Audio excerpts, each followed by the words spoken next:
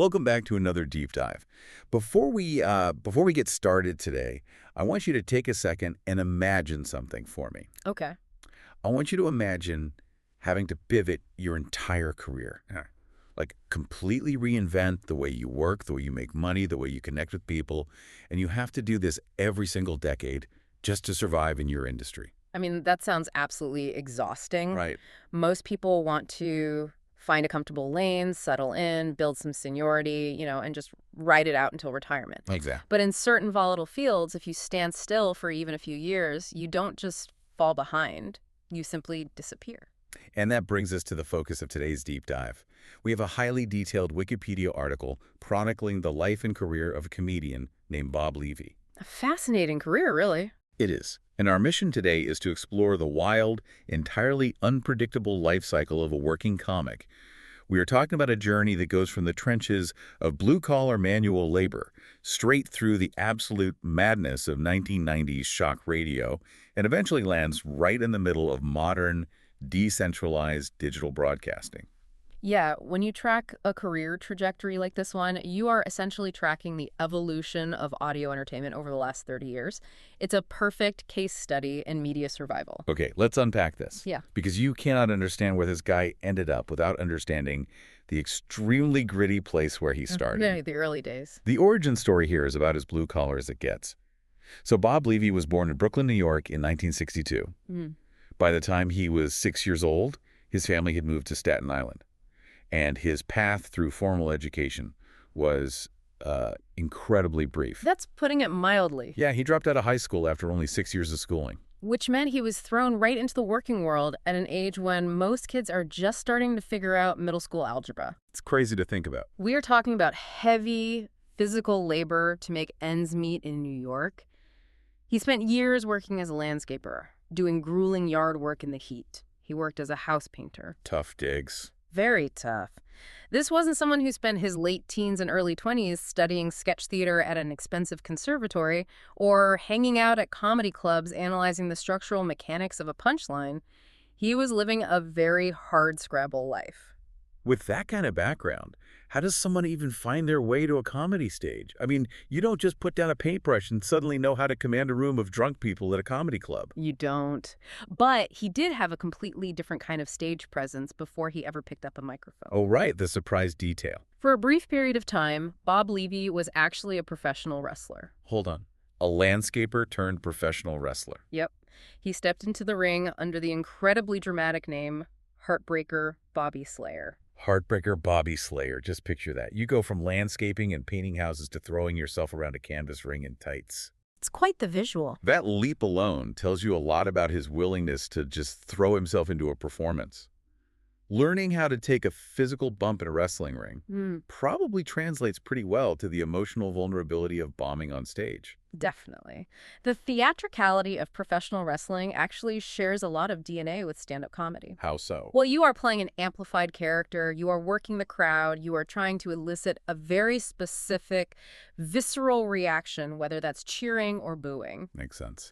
But the leap to comedy wasn't some lifelong dream. Livy wasn't even a comedy fan growing up. He didn't have a deep appreciation for stand-up until around 1990. So what was the catalyst in 1990? That was the year he really started listening to The Howard Stern Show. Ah, the Stern influence. Exactly. He became a massive fan of the broadcast, and something creative just clicked for him. He began writing his own jokes and penning these elaborate song parodies. And he'd send them in? Right? Yeah. He would actually send them into the show. That creative spark gave him the courage to start attending open mic nights. Specifically, he started going to open mics hosted by Jackie Martling, Who was a prominent writer for the Stern Show at the time. Exactly. Now, the reality of stand-up comedy, especially in the beginning, is notoriously brutal. The hustle is relentless. I want you to imagine doing all of this, putting yourself out there, and going entirely unpaid for your first year of stand-up. That's a tough pill to swallow. Because that is exactly what he did. He was grinding away on stage night after night trying to figure out his voice without seeing a single dime for it. What's fascinating here is how he earned the nickname that would stick with him for the rest of his career during that unpaid grind. Yeah, if you know of him, you probably know him as the Reverend Bob Levy. Right. Wait, the Reverend. That implies a clean-cut guy in a suit giving a sermon. How does a shock comic get a name like that? It's rooted in complete irony. Jackie Martling was the one who dubbed him the Reverend, and he did it for a very specific, almost antagonistic reason. Do tell. Martling gave him that name because Levy was and I am quoting the source text directly here, a filthy fucking pig on stage. Which is such a brilliant comedy club inside joke. Yeah. You introduce the most vulgar guy in the room with the most pious title imaginable. Exactly. Martling wanted to call him the exact opposite of what he was actually doing during his act. Right. He was delivering this incredibly dirty, observational, shock-heavy humor. Calling him the Reverend was the perfect, ironic counterpunch that instantly set the audience's expectations, only to completely subvert them the second he opened his mouth. It perfectly sets the stage for the kind of performer he was becoming. And by 2001, that gritty shock humor persona was really starting to gain traction in the industry. He was definitely making moves. He was hitting some major milestones around this time. He appeared on comedy's Dirtiest Dozen, which perfectly fit his brand of humor. He performed at the massive Woodstock '94 festival. Dealing with crowds that were massive and unruly. Yeah, and he was even opening for huge classic rock acts like the Edgar Winter Group and Bachman-Turner Overdrive. That is a rock-solid working comics resume. Opening for classic rock bands is a very specific skill set. Because they're not there for jokes. Exactly. These crowds are not there to see comedy. They are there to drink beer and hear music. If you can survive those rooms, you are building an incredibly thick skin and navigating the comedy circuit effectively. Here's where it gets really interesting. Because the true breakthrough, the thing that catapulted him into a totally different stratosphere of recognition, was a return to the very show that inspired him to start comedy in the first place. The Howard Stern Show. Yes. This is where we see the immense power of massive centralized media platforms in the early 2000s. In that era, terrestrial radio was king. It really was. If you could capture the attention of that specific massive audience, your career could change overnight. There were no podcasts, no social media algorithms to go viral on. You needed the gatekeepers. And Levy bypassed the gatekeepers by leaning into the hostility of the format.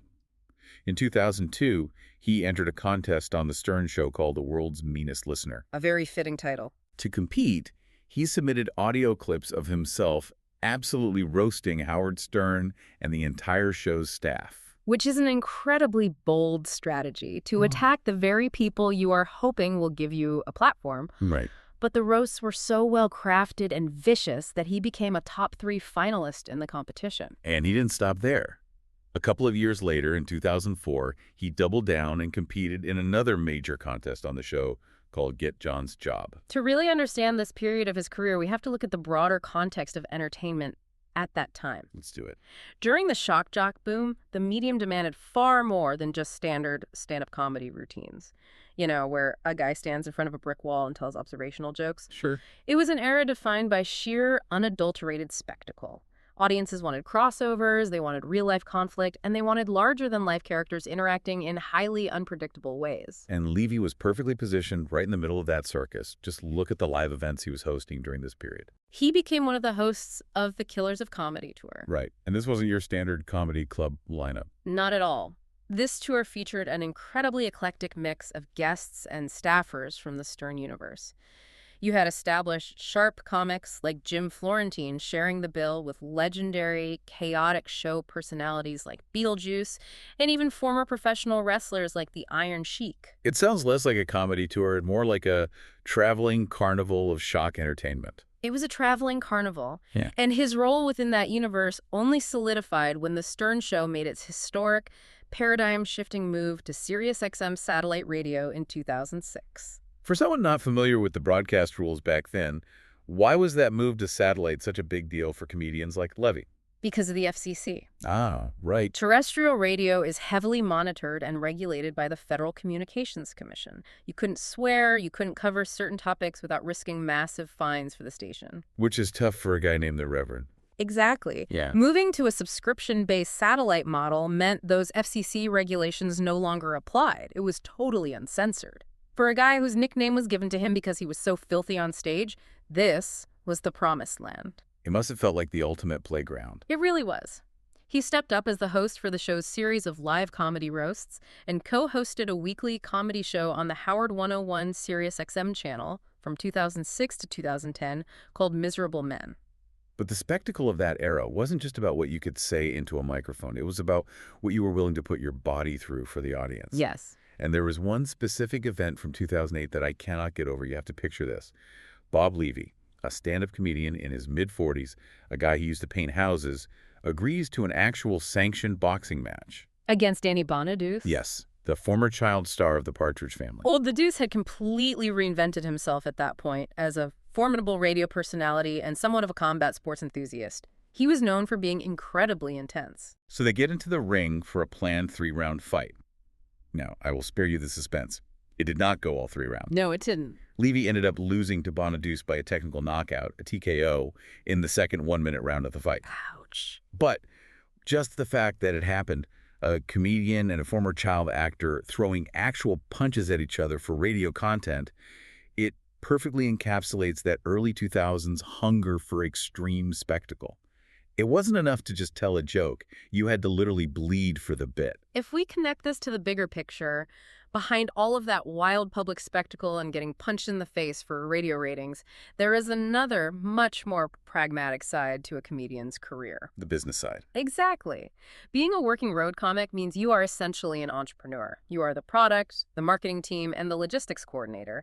And sometimes, to ensure you always have a place to work, you have to literally build the stages you want to perform on. Because diversifying your income streams and securing your own venues is a fundamental survival tactic. You cannot always rely on gatekeepers to book you, especially as tastes change. Levy clearly understood the economics of the business. In December of 2007, he took the leap into venue ownership, opening Levy's Comedy Club at the Ramada Inn in Levittown, Pennsylvania. Which is a brilliant move. You capture that suburban market outside of Philadelphia, people who want to see a comedy show but don't want to deal with driving into the city, paying for parking, and dealing with the crowds. Smart business.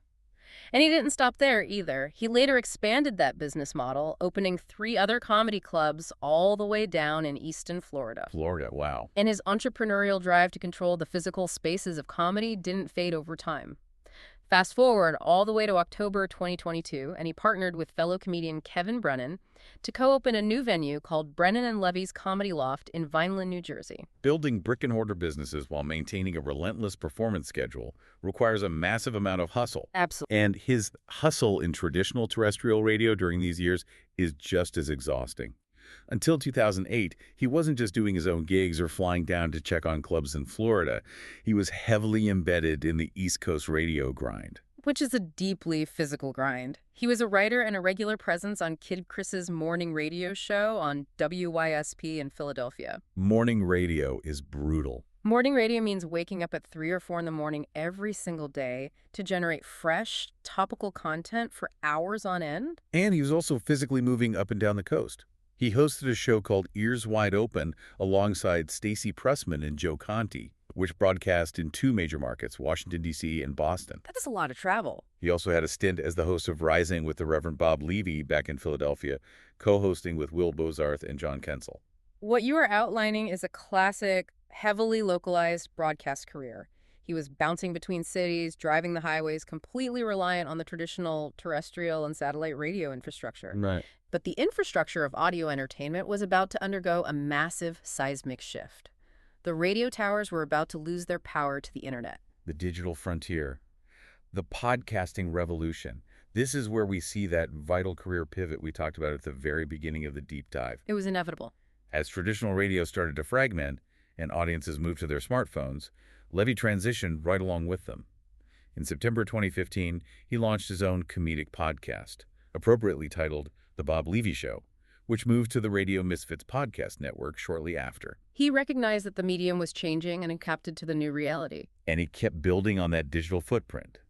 Since November 2020, he's hosted the Levyland podcast. In 2021, he started making regular appearances on Kevin Brennan's Misery Loves Company podcast. Staying very active. He even made sporadic appearances on internet live stream shows like Barry Caravello Live in the early 2020s. But things get incredibly specific, almost surreal, when we look at his work from 2022 to 2024. This era is a perfect example of the hyper-niche nature of modern digital comedy. It really is. The internet allows content to be so specifically targeted to a dedicated community that it would never make sense to a traditional radio programmer. No, wait. For 2 years, Levy co-hosted a daily long-form podcast called The Uncle Rico Show. And the subject of this daily long-form show, it wasn't politics, it wasn't pop culture, it wasn't general observational comedy. Not at all. The entire premise of the show was focusing on the hilarious antics of one specific person, stuttering John Melendez. Another alumnus of the Howard Stern universe. Exactly. Melendez was a former minor staff member and call screener for Stern. And yet, the internet is so vast that there was enough of a dedicated, highly engaged audience out there to support a daily broadcast analyzing his internet presence and public life. That's incredible. It was hosted by a whole panel of comedians. You had Levy, Shuli Egar, Mike Morse, and Anthony Zenhauser. And they created an entire interconnected web of creators that the audience refers to as the Dabbleverse. A Dabbleverse. It features a really extensive roster of guest appearances from other comedians swimming in the exact same digital waters. People like Anthony Cumia, Chrissy Mayer, and Carl Hilbergerger. Levy also became a co-host of the BS show on the Shuli Network. It is a fascinating evolution when you look at how this content is actually distributed and monetized. Right, the business model completely changed. In the past, to reach an audience of that size and get paid, you had to get past terrestrial radio gatekeepers, convince a club owner to book you, or get a satellite network to give you a channel. Like we were just talking about. Now, the modern entertainer is no longer just a performer. They are a decentralized media network. How exactly does that tech stack work for these shows? Well, these shows are broadcast live and streamed real-time across multiple platforms simultaneously to capture the audience wherever they are. Got it. They utilize mainstream video sites like YouTube for discoverability. They monetize directly through the audience using platforms like Patreon, converting casual listeners into monthly paying subscribers. Right. And importantly, to avoid the risk of algorithmic censorship or deplatforming, they also broadcast on free speech video hosting platforms, specifically utilizing Rumble and X, formerly Twitter. It is a completely decentralized, direct-to-consumer ecosystem. It represents a total shift from the heavily regulated world of FCC-monitored terrestrial radio we talked about earlier to an era of independent digital broadcasting. The technology dictates the format. Exactly. These comedians built an entire interactive universe completely outside of the traditional media structures that originally made them famous.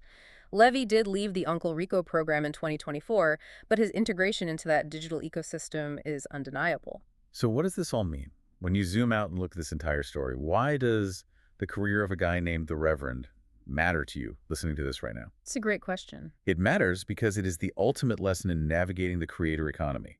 No matter what field you are in, whether you are in sales or tech or teaching or running a business survival, means you have to be willing to abandon the old way of doing things the second the technology changes. You cannot be precious about the medium. Easy. You have to follow the audience, even if that means leaving the radio studio to broadcast from your living room on a live stream. Just think about the sheer trajectory we've covered today. You start with a high school dropout from Staten Island doing manual labor. He throws on some tights to take bumps as heartbreaker Bobby Slayer in a wrestling ring. Which is still insane to me. He finds a creative spark, grinds it out as an unpaid open mic comic, and leans into being the filthy guy on stage to earn the ironic title of the Reverend. Right. That hustle gets him to the biggest satellite radio platform in the world as a SiriusXM roastmaster. He literally fights a child star in a boxing ring for entertainment value. Can't forget that. He built his own brick-and-mortar comedy clubs to secure his own stages. And then when the radio towers start to lose their dominance, he pivots again, becoming a fixture in a live-streaming, multi-platform, direct-to-consumer ecosystem known as the Dabbleverse. It is a relentless forward momentum, a 30-year masterclass in not letting the industry leave you behind. And this raises an important question. Where do we go from here? Well, if the leap from terrestrial radio to decentralized, direct-to-audience platforms like Patreon and Rumble define this generation of comedians, What will the next massive technological shift look like for Oh, entertainers? that's interesting. We are already seeing the rise of AI and algorithm-driven content generation becoming the norm. So how will the comedians of tomorrow build their own interactive verses to survive the next decade of digital evolution? Wow. Will performance itself fundamentally change when the platforms are potentially run or even populated by artificial intelligence? Will the next hyper-niche audience even need a human to analyze the content, or will the ecosystem generate its own drama? That's a huge shift to consider. It is something to seriously think about as we watch the media landscape shift under our feet once again. That is a wildly complex puzzle, and honestly a perfect thought to leave you with today as we consider the future of entertainment. Thank you so much for joining us on this deep dive. I hope you found as many surprises in this story as we did. Stay curious, keep exploring, and we will catch you on the next one.